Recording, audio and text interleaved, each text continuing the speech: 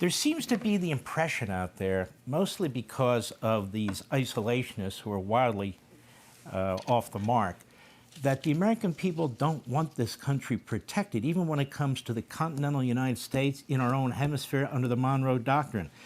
The Reagan National Defense Survey was done, and when you look at this, American leadership, 64% of Americans say the United States should be more engaged and take the lead in international affairs. 79% of MAGA. Military superiority. 87% of the United States, of the people of the United States. The Golden Dome, missile defense system, overwhelmingly popular, 68%. Then you look at this, Venezuela, Latin America, and so forth, 62% support using military force against suspected drug traffickers. It's one thing for the usual left-wing kooks like Bernie Sanders and AOC and so forth, who in my view hate this country and the military and everything about it.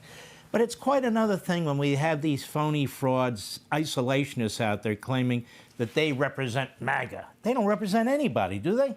No, other than a fringe, and a fringe that is very opposed to Donald J. Trump. Look, President Trump is carrying out his responsibilities as commander-in-chief by going after narco-terrorists. And I got to say, it is right at the core responsibility. He is literally protecting and saving U.S. lives.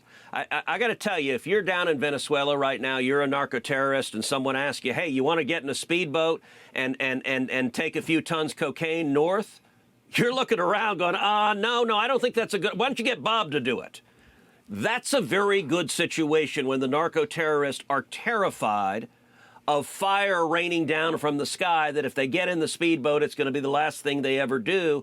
And every one of those speedboats that is sunk saves lives in America. 2 years ago, we had more than 100,000 Americans die of drug overdoses.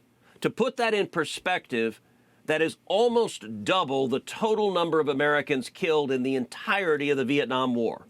In Vietnam, we lost just over 60,000 Americans. 2 years ago, we lost 100,000 Americans in 1 year. And so the president is saying enough is enough. If you are smuggling into this country poison, if you're bringing cocaine, if you're bringing fentanyl that is killing our children, that is killing Americans, and was made even worse by 4 years of open borders under the Democrats, Donald Trump has said enough is enough. And by the way, he started the year by designating the gangs and cartels as terrorist groups.